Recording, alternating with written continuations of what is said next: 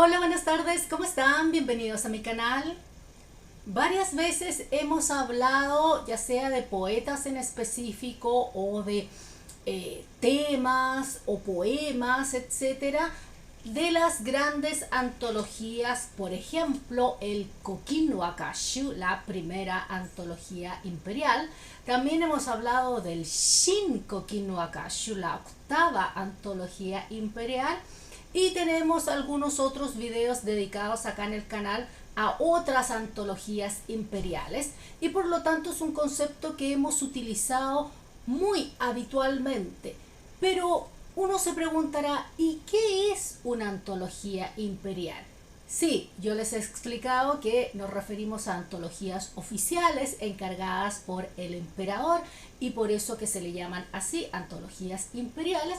Pero hoy día quiero dedicar este video exclusivamente al concepto de Chokusen no Akashu o antología imperial, para que entendamos un poco mejor el peso que tiene cuando decimos que una de ellas pertenece a esta categoría. Así que vámonos a conocer un poquito más de los Chokusen no Akashu.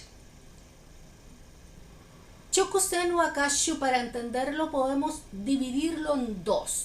Wakashu, que está compuesto de waka, poema japonés, y shu, compilación o antología, por lo tanto sería una antología de poesía japonesa. Y Chokusen, que tiene sen, elegido, elección, selección, y choku, que vendría siendo como oficial, por lo tanto es una selección oficial. Y así es como tenemos que los Chokusen o Akashu son antologías oficiales, ¿ya? No necesariamente que poemas se escriben para estas antologías, aunque sí ocurre el caso, pero en su mayoría es una selección de poemas que ya existen y que se van incorporando en estas antologías. Hay un total de 21 que van desde el año 905 con la primera hasta el año 1439 con la número 21. Hay dos antologías que se hicieron con la idea de que fueran antologías imperiales, pero no quedaron dentro de la selección, pero vamos a dejarlas para otro día. Hoy día nos vamos a centrar exclusivamente en estas que sí tienen el título de Chokusen o Akashu. Como dijimos, estas 21 antologías oficiales o antologías imperiales, como se les conoce habitualmente, consisten en compilaciones de poesía. Puede combinar varios estilos o puede tener más de, o puede estar enfocado en un solo estilo, va a depender un poco de la época, ¿ya? Y nacen originalmente para dar una muestra de el país, en este caso de Japón. ¿Qué tiene Japón que decir sobre su propia poesía, sobre su propia lírica, sobre su lenguaje, sobre su mirada del mundo? Y esa primera antología imperial del año 905 es, como ya hemos mencionado muchas ocasiones, el Kokin o Akashu, compilado por Kino Tsurayuki. Se les llama antologías imperiales porque era el emperador el que encargaba que las hicieran. Esta primera antología fue encargada por el emperador Daigo, o más bien presentada. A veces el emperador que la encargaba y el emperador al que se le presentaba no era la misma persona. Evidentemente entre el año, principios del año del siglo X y mitad más o menos del siglo XV, evidentemente pasan muchísimas cosas, así que va cambiando un poco el trasfondo de cada una de ellas. Pero como les comentaba, el objetivo primordial era dar una visión país, es decir, esto es nuestra poesía, esta es nuestra lírica, nuestra manera de expresarnos líricamente como Japón, como pueblo, y por eso que la encargaba el emperador. habitualmente se hacía un pequeño grupo de seleccionadores. Ser elegido como parte de ese grupo era un deber muy importante. Si lo ponemos en nuestro formato actual de cómo están construidos los países, diríamos que era como ser nombrado ministro, por ejemplo, subsecretario, una cosa así, alguien que tiene un cargo muy importante. Y este pequeño grupo, hay muy pocos casos donde no existía un grupo y hubo solamente un seleccionador. La gran mayoría de antologías tuvieron un grupo pequeño, reducido, de hombres, obviamente todos nobles, todos de la corte, y que estaban destinados a seleccionar los poemas que por diversas razones consideraran que tenían que ir en estas antologías. Una vez que ese trabajo era completado, había una suerte de seleccionador jefe que revisaba esa selección y le hacía algunos cambios, y posteriormente se le presentaba al emperador, y ahí quedaba, podríamos decir, registrada para los anales de la historia de la poesía japonesa. En cuanto a los poemas que se incluían, obviamente lo que se decía y lo que se esperaba era que se incluyeran los mejores poemas. Ahora, el problema es que se considera mejor. Mejor desde un punto de vista poético, de imagen, de sentimiento, mejor desde un punto de vista técnico, del que mejor aplica las reglas de la poesía.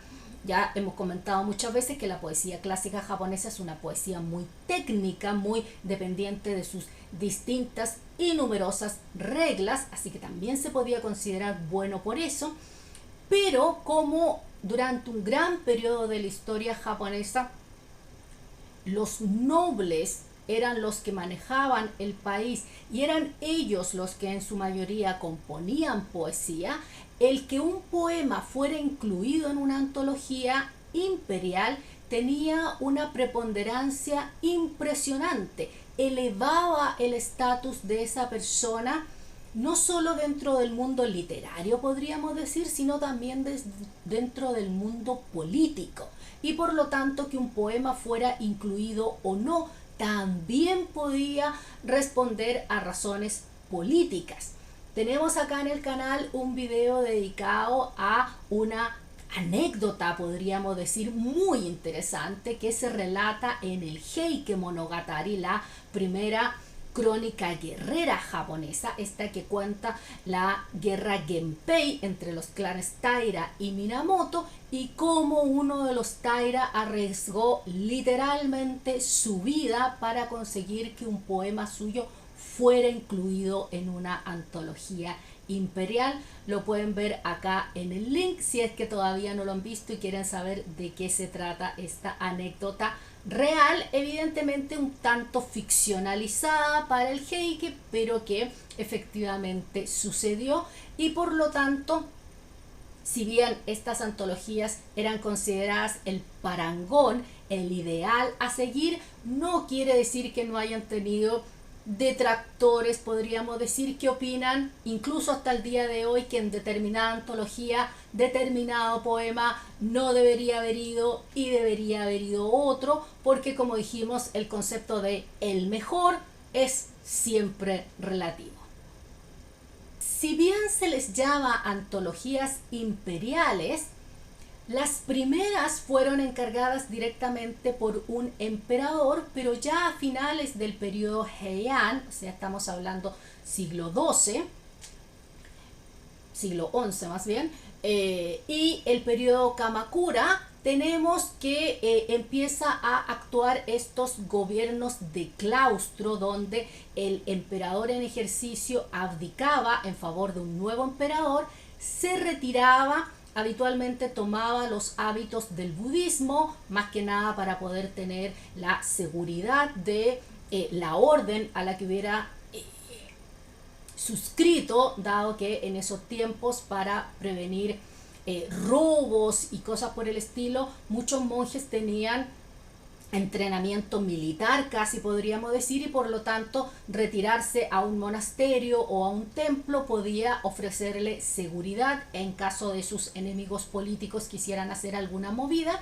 Entonces se da este periodo que se le llama el de los gobiernos de claustro, en el cual, si bien existía un emperador reinante, estaba este otro emperador retirado que seguía manejando el país desde las sombras, podríamos decir, y esto también se ve reflejado en las antologías imperiales, y por eso dijimos que el tema de la política no está nunca muy lejos, y hay varias de ellas que fueron encargadas por no el emperador propiamente tal, sino por el emperador retirado. E incluso si avanzamos más en la época, las últimas 4 antologías, si bien siguen siendo consideradas antologías imperiales porque fueron encargadas por el emperador, fueron encargadas por el emperador pero a petición del shogun. Recordemos que a partir del periodo Kamakura, Japón, el gobierno de facto, si bien sigue existiendo la figura del emperador, es manejado por el shogun o el general de las fuerzas militares, y por lo tanto ya cuando llegamos al shogunato Ashikaga, estas 4 últimas antologías imperiales, en realidad es el shogun el que le dice al emperador: por favor mande a hacer una antología, porque era una marca de estatus. En mi gobierno, en mi reinado, en mi cargo, se creó una antología imperial. Entonces, por ejemplo, la primera de estas últimas 4 es el Shinsensai Wakashu, que fue solicitada o comisionada por el emperador Go-Kogon por el requerimiento del shogun Ashikaga Takauji, y así sucesivamente las otras 3, para hacer estas últimas 4, fueron todas solicitadas por los shogunes Ashikaga al emperador de turno. Así que una vez más, la política nunca estaba muy lejos de la poesía. Evidentemente, cuando decimos que el objetivo de la antología imperial era presentar una imagen país, es decir, esto es lo que constituye la poesía japonesa, significa eso que todas ellas eran un ejemplo a seguir para todos los poetas. Si uno quería componer poesía, uno iba a mirar estas antologías imperiales y ver los poemas que componían para tenerlos de ejemplo. La misma estructura de la antología, desde la primera, el Kokin no Akashu, se mantiene prácticamente inalterable en las 21 y sirvió de modelo a seguir para todas las otras antologías, incluso aunque no fueran imperiales, incluso aunque fueran de otros estilos poéticos, porque a medida que fue avanzando el tiempo, el tanka empezó a predominar y llegó un momento donde eran prácticamente, o más bien exclusivamente, de poesía tanka. Pero incluso cuando se hacían antologías no oficiales, no imperiales, en otros estilos poéticos, seguían el formato compilatorio de una antología imperial, porque hasta cierto punto esa era su función, el establecer un marco a seguir, un ejemplo para que todos pudieran emular. Si bien son 21 antologías imperiales en total, evidentemente no todas tienen el mismo peso, tanto el mismo peso literario como el mismo peso histórico. Siempre se considera a las 8 primeras las más importantes. De hecho, se agrupan y se les pone un subtítulo, podríamos decir, y se les llama el Hachi Daishu, o las 8 grandes antologías, y que van desde la primera, el Kokin no Akashu, hasta la octava, el Shin Kokin no Akashu, compilado en el año 1205 por Fujiwara no Sadaie a petición del emperador retirado Go-Toba. Ahí vemos lo que decíamos antes, de que no fue el emperador en ejercicio, sino que fue el emperador retirado. A las 13 antologías restantes se les llama, ustedes podrán imaginar, Jusan Dai Wakashu o 13 grandes antologías, y se ponen en una suerte de categoría distinta. Más allá de el peso histórico o el peso político o el peso literario, evidentemente son todas antologías muy importantes que hasta el día de hoy se siguen publicando, se siguen analizando, se siguen estudiando y constituyen un marco referencial para toda la poesía japonesa, como les digo, incluso hasta nuestros días. Y por supuesto, si es que les ha llamado la atención, les ha picado la curiosidad y quieren saber más de estas antologías o quieren ver un poquito qué tipo de poemas vienen adentro, bueno, les voy a hacer una recomendación que viene un poquito de cerca, porque yo publiqué una traducción evidentemente hecha por mí. Bueno, en realidad la publicó Abducción Editorial, yo hice la traducción de una selección de la primera antología imperial, el Kokin Wakashu. Bueno, espero les haya gustado el video de hoy, hayan podido conocer un poquito más de lo que es el mundo de la poesía japonesa. Déjenme sus comentarios si sabían de esto. Por supuesto, voy a poner también un link a los otros videos que tengo dedicados exclusivamente a antologías imperiales, porque como les dije, ya hemos hablado de algunas.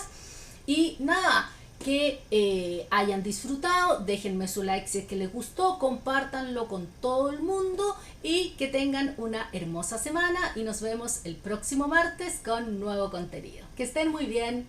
Bye bye.